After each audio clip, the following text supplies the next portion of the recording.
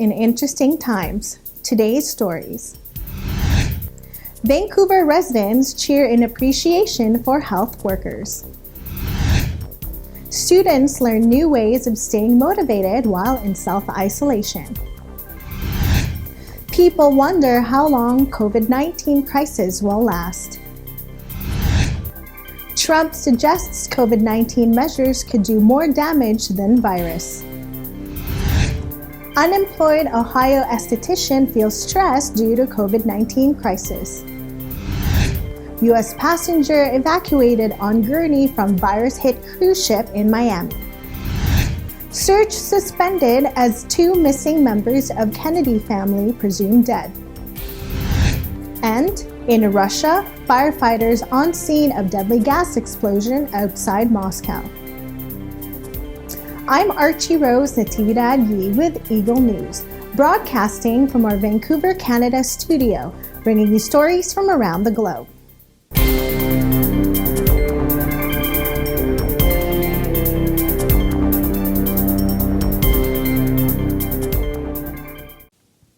In Vancouver, residents show their appreciation for frontline workers by cheering them on. Here's Eagle News correspondent Kathleen Cruz with the details. 7 p.m. used to be just a quiet night where people are spending their time resting after a day of work or quietly eating supper at home. But with COVID-19 pandemic, 7 p.m. now devotes to appreciate first responders, doctors, nurses, and other frontline health workers risking their lives to fight the coronavirus.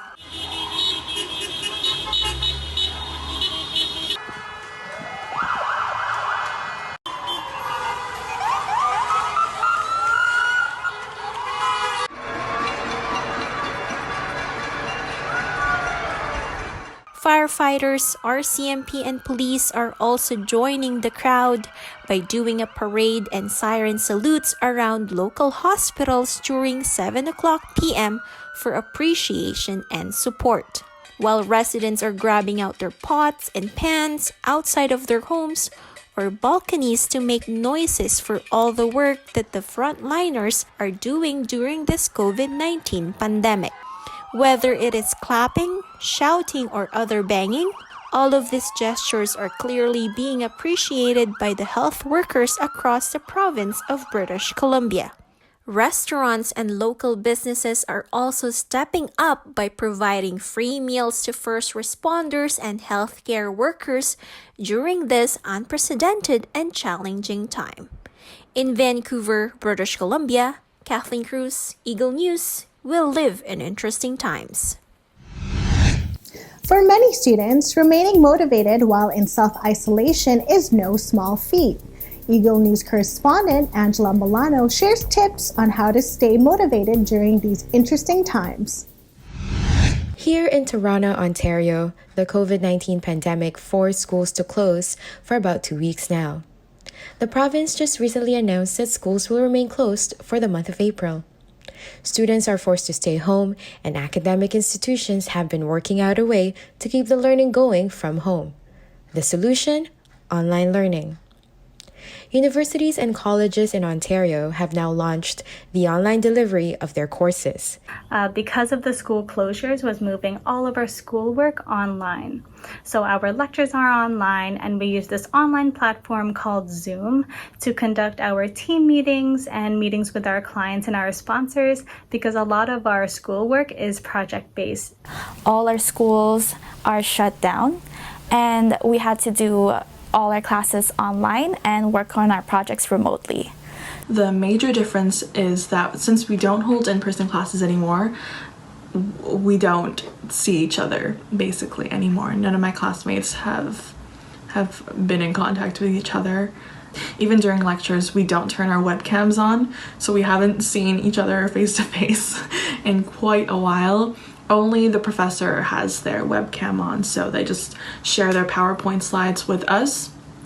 So when everything shifted online, it did make me a little anxious because I am the kind of person to have to leave the house and to go to a cafe and be productive and do my work in that way.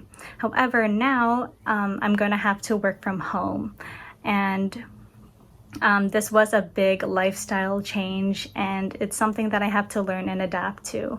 It's a bit of a challenge because my program is basically hands-on. So what we had to do is convert all our mobile productions, which is in place of classes. We had to do productions to different sports events or music events. So we had to turn that into one simple project, which could be an editing project, or the other one we had to do a video presentation. So the changes are a bit stressful, but it is manageable. However, some of the benefits to working from home, since I am now in Toronto, which is 2 hours away from London, I get to be here with my family, and I get to see them more often than I used to when I was back in London studying. You are at home, so you're comfortable. You can even work in your pajamas, and also that you don't have to worry about travel time. So commuting is not an issue. You don't have to worry about being late to class, to your online lectures. Motivation-wise for students, I know it's so easy for university and college students to start slacking. So it's easier to be distracted, to do other things rather than studying or doing your assignments. So some of the advice that I would give to my other fellow learners who are working from home or studying from home is to make sure that you still have a structured schedule. So wake up at the same time and go to sleep at the same time. Wake up early or set an alarm early and go to sleep early. And also keep your phone away from you. Keep all your social media, all YouTube off. And while you have your work done, make sure you have a break in between, like a 15 and a 30-minute break. And even though you don't have class anymore, you can still get ready and act like you're going somewhere, dress like you're going outside and socializing with people, all those things, because it actually helps when you feel like you have somewhere to be, even if that somewhere is just 3 feet away from your bed at your desk where you're gonna read and study. Doesn't matter.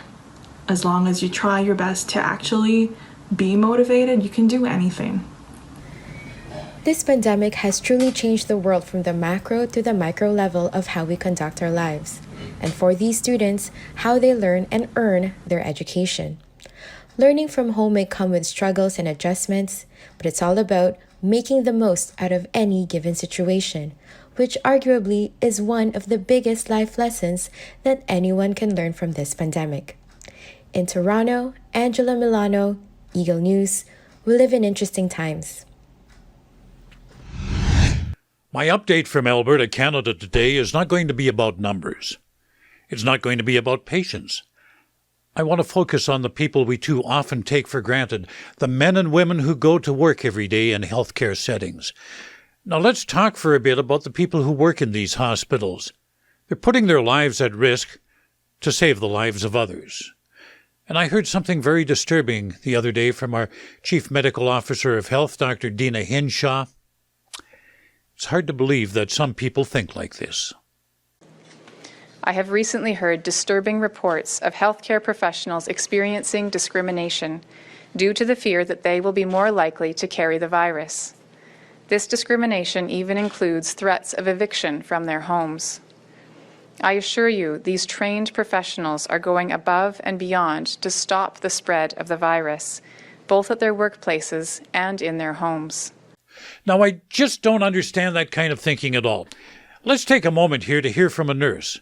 Her name is Mila Kallio.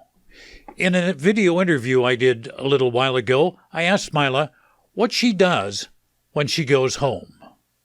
So, and then before getting into the house, I have, in the stairs that I could leave the shoes, and then I could go into the washroom. I remove my whatever clothes that I'm wearing. Me and brother Ron will remove that. Sorry, and then I'll put that in our washing machine right there and there. And I have to hand wash, and I have another set, like alcohol in my washroom. Yeah. And if really needing, like, it again, if I need to kind of like go another shower, then I have to do that. But it all depends on what I have done kind for that day. Now, that procedure is routine for anybody working in a healthcare environment these days. They know the dangers. They're not about to put their families or others at risk. So if anybody is worried because their neighbor works in a healthcare setting, listen to what Mila deals with. I know the fear is in front of us, but who will be there, to take care of all the seniors or the clients, right? So it's quite tough, actually. It's very tough. Before I wrap up today, I want to recognize some of the people from Edmonton who are taking care of the sick, whether their patients have COVID-19 or some other illness. These folks here work in an Edmonton medical clinic. Jamel Rhoda is a nurse in an Edmonton hospital. Loida Cruz and a co-worker are shown here staffing this medical clinic. Army Louboutin is preparing food in a city seniors' home. These are the soldiers on the front line in the war against COVID-19. They're the ones taking the risks. We do our part staying at home so that the enemy does not advance further into our population. As always, I wish you good health. Take care of others and take care of yourselves. Remember those who are taking the risks for us. Stay home, stay safe, and stay tuned to Eagle News for accurate and balanced coverage of the COVID-19 pandemic. In Edmonton, Thomas I. Likeness, Eagle News. We live in interesting times. Still to come, Trump suggests COVID-19 measures could do more damage than the virus. Unemployed Ohio esthetician feels stressed due to COVID-19 crisis. U.S. passenger evacuated on gurney from virus-hit cruise ship in Miami. Search suspended as 2 missing members of Kennedy family presumed dead. And in Russia, firefighters on scene of deadly gas explosion outside Moscow. This is Eagle News.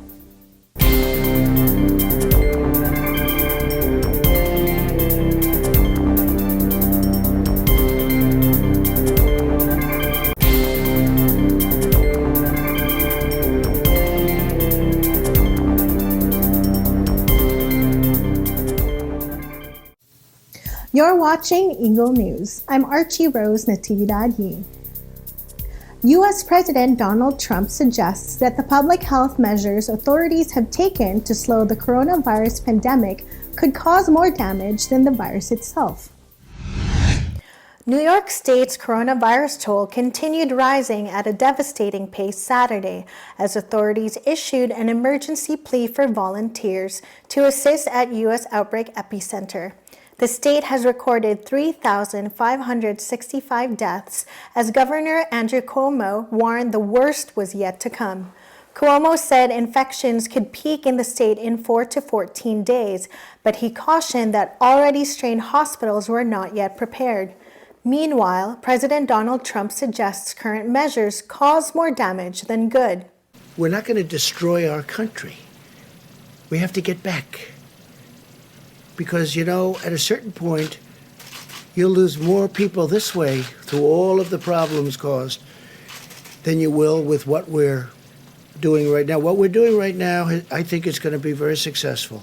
But you know what? I don't know. We have a big decision to make at a certain point.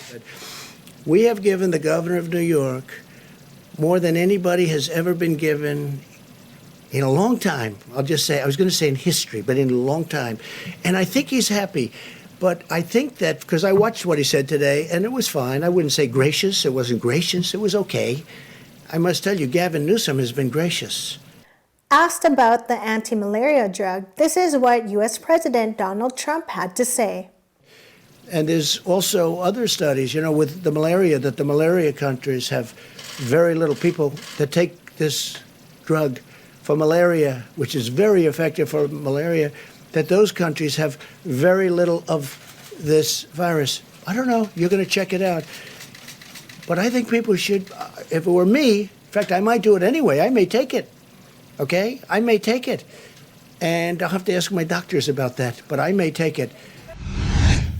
Megan Leet, 22, is an Ohio esthetician that was let go from her job due to mandatory shutdowns of non-essential businesses. And I was at the salon, and I think every day at 2:00 or something, they do that call, and they announced it, and I found out at work that we had to be done working that day. Well, we just bought a house in the midst of all this, and now I don't have a job. I need to save money to pay for this new house. So it's just like, it's a little stressful. And yeah, it is scary not knowing when we're going back to work, because now we're definitely not going back to work until at least May 1st. And who knows, they might extend it longer than that. So yeah, it's just crazy, just not knowing anything. So it's very stressful. And I'm probably just like everyone else. I don't have anything to do, really. I mean, obviously this job is like my passion and it's what I went to school for. And I'm very much like a people person. So it really is hard for me to not be around people all the time. Medical personnel evacuate a passenger on a gurney from the coronavirus-hit Coral Princess cruise ship in the port of Miami. The ship, transporting 2 people who died from COVID-19 and other passengers infected with the coronavirus, docked in Miami after several Latin American ports refused to let it dock.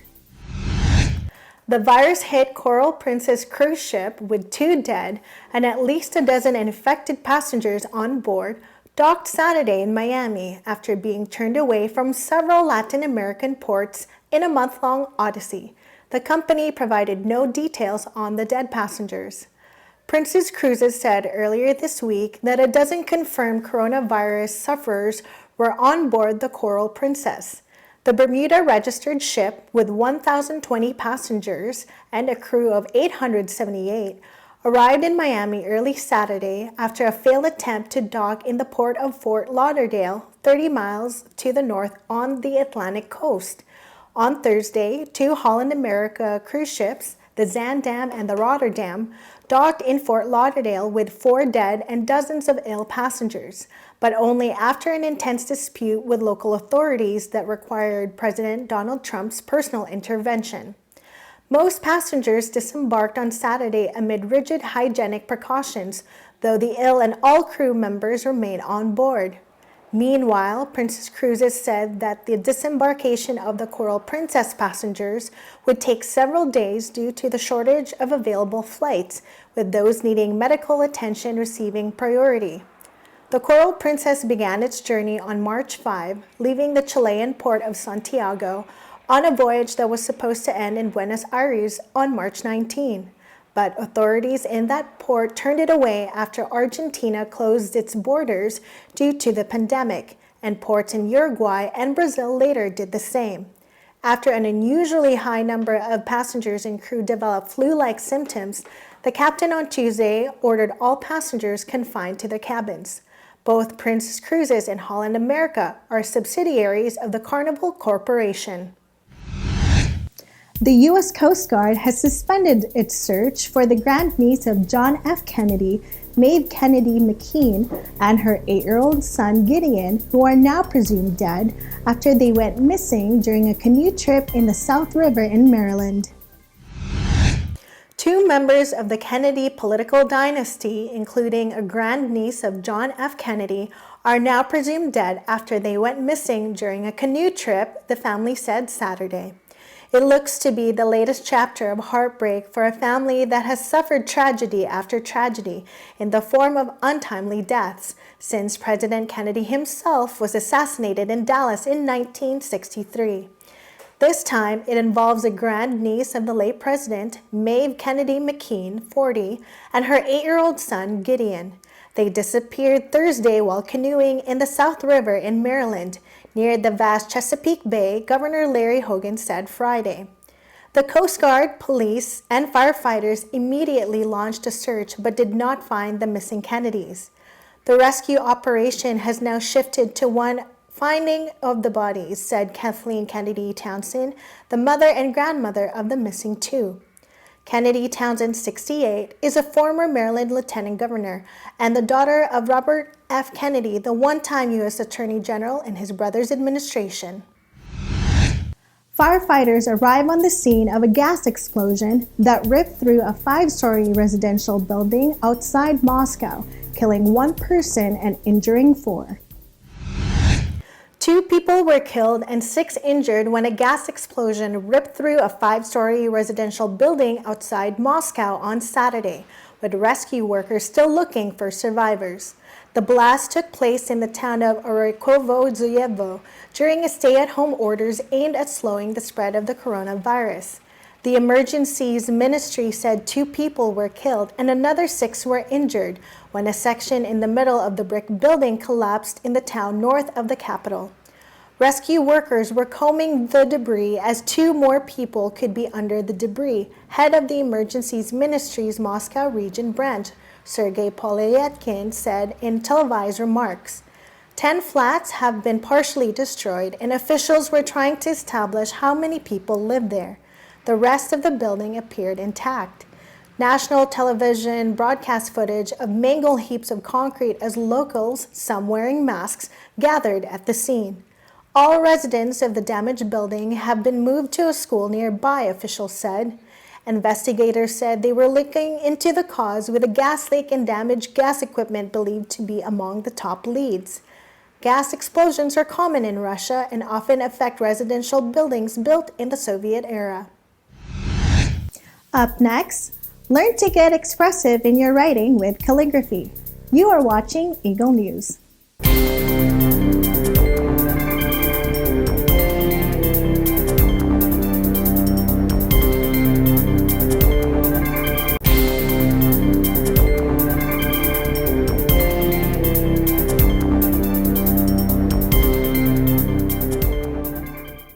This is Eagle News. I'm Archie Rose Natividad Yi.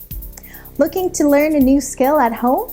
Eagle News correspondent Angela Milano teaches us how to get creative with calligraphy. Angela? Hi, this is Angela Milano, an EBC correspondent here in Toronto, Canada, and today I will be showing you basic calligraphy, basic lettering skills using some basic tools that you might already have here at home and something that you can start with today. Okay, let's start.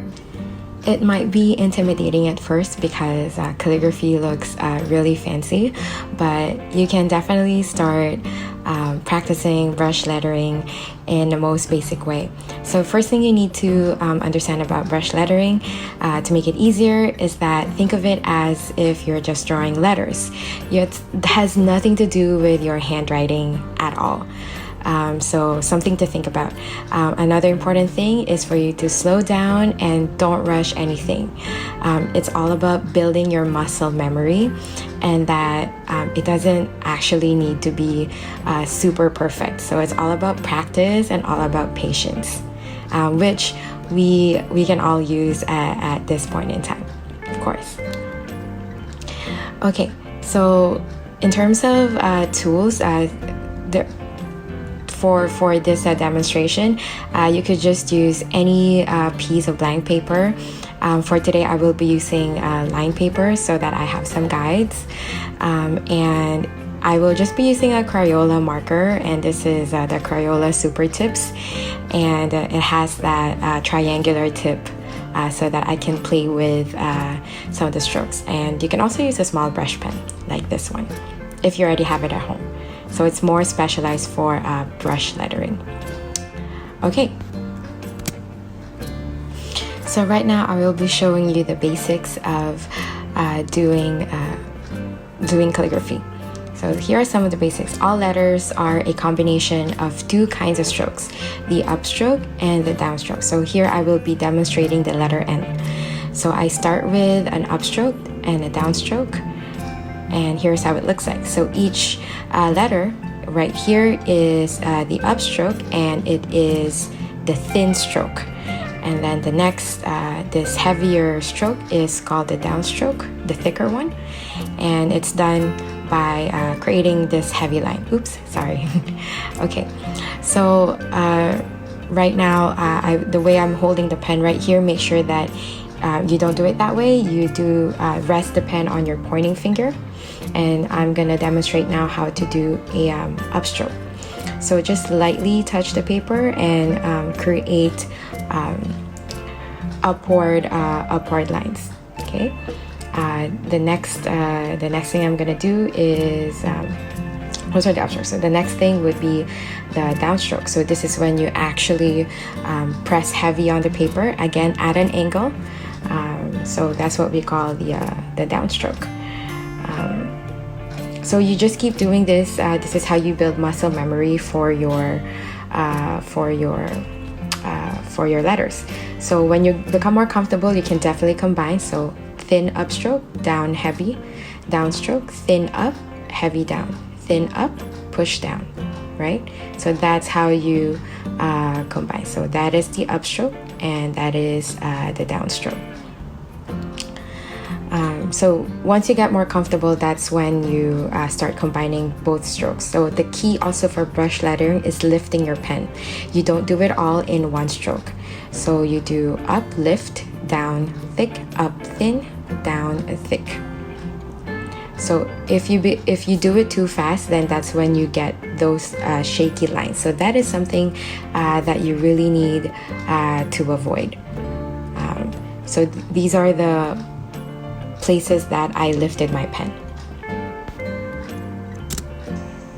So it is all about practice and building your muscle memory and knowing what kind of strokes constitute a letter. So right now, I will be breaking down all the strokes for the letter N. So I started with a thin upstroke and then a thick downstroke, and then another thin upstroke, and then another thick downstroke, and then it all comes down to the letter N. So thin upstroke, down thick, up thin, lift, down thick, and your exit stroke. So it's basically knowing what strokes and breaking it down for yourself so that you are not intimidated by each letter. So right here I'm just demonstrating the letter N with upstrokes and downstrokes. Each letter also has what we call the entry stroke. So the entry stroke is usually an upstroke and it's thin. And then we have an exit stroke. And again, it's usually another thin upstroke. So entry, thick, thin, down, thick, lift, and exit stroke. So again, it's all about practice. And right now, some of us are really privileged that we have the time that we can self-isolate in peace, and let's take advantage of this time to really reflect and not waste it, and be aware of what's happening around us. So this is just again the letter N, and it's just more practice. Some of us are really privileged that we have this time to self-isolate in peace, and we have the chance to instead of worrying, we can educate ourselves with these new things that we can learn from home. Okay. So that is it, and right now I'm just showing you all the letters of the alphabet. Again, it takes a lot of time to practice and knowing the strokes for each letter, and so I hope that you give yourself enough time to learn it. Thank you so much. In Toronto, Angela Milano, Eagle News. We live in interesting times. That is this week's Eagle News. Join us next week for stories that matter to you. Visit our websites at eaglenews.net and eaglenewslive.com. Follow us on Twitter at twitter.com/eaglenews and on Facebook at facebook.com/eaglenews. Thank you for watching. I'm Archie Rose at TV Dad Yi. We live in interesting times.